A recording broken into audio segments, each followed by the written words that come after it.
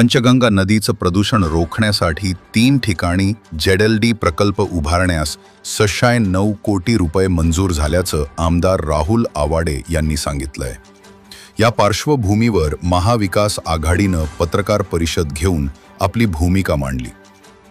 ZLD प्रकल्प मंजुरी हे नदी प्रदूषण रोखण्यासाठी राज्य शासनाचं स्वागतार्ह पाऊल असल्याचं सांगत शशांक बावचकर यांनी ZLD प्रकल्पामुळे पंचगंगेचं प्रदूषण थांबून इचलकरंजीच्या पिण्याच्या पाण्याचा प्रश्न सुटणार नाही। शहरातील काही प्रमाणात औद्योगिक सांडपाण्यावर प्रक्रिया होणार असली तरी पंचगंगेच्या उगमापासून संगमापर्यंत 171 ग्रामपंचायती, 2 महापालिका आणि 1 नगरपालिकेचं सांडपाणी नदीत मिसळतंय। या सांडपाण्यावरही प्रक्रिया करणं गरजेचं आहे। त्यामुळे केवळ इचलकरंजीच्या पाण्यामुळे पंचगंगा दूषित होत असल्याचं मानणं म्हणजे दिशाभूल करण्याचा प्रकार आहे। 25 वर्षात पंचगंगा प्रदूषण मुक्तीच्या केवळ घोषणा झाल्या आणि योजना कागदावरच आहेत।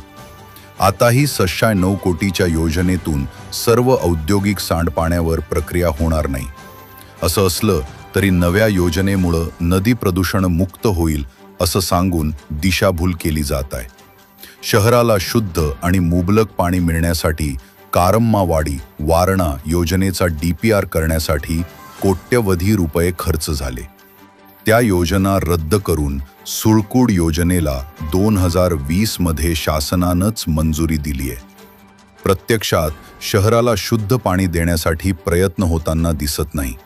त्यामुळे आता सुळकूड योजनेला बगल देण्यासाठी ZLD प्रकल्प आणला का असा सवाल बावचकर यांनी उपस्थित केला। सागर चाळके यांनी औद्योगिकीकरण टिकलं पाहिजे, पण शहराला शुद्ध पाणी मिळणंही तितकंच गरजेचं आहे। शुद्ध पाणी मिळालं नाही तर उद्योग व्यवसाय असूनही उपयोगाचं नाही, कारण आरोग्य महत्त्वाचं आहे। नागरिकांची दिशाभूल करणाऱ्या योजना आणून शुद्ध पाण्याचा प्रश्न सुटणार नाही। पिण्याच्या पाणी प्रश्नावरून नागरिकांना किती दिवस झुलवत ठेवायचं असा प्रश्न उपस्थित होत आहे। त्यामुळे महाविकास आघाडी शुद्ध आणि मुबलक पाणी योजनेसाठी नागरिकांचे प्रश्न सोडवण्यासाठी प्रयत्नशील असल्याचं सांगितलं।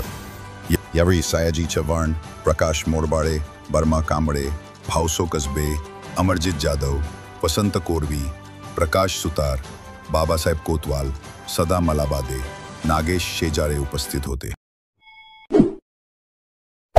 Hey there. Subscribe to my channel and also press this bell icon.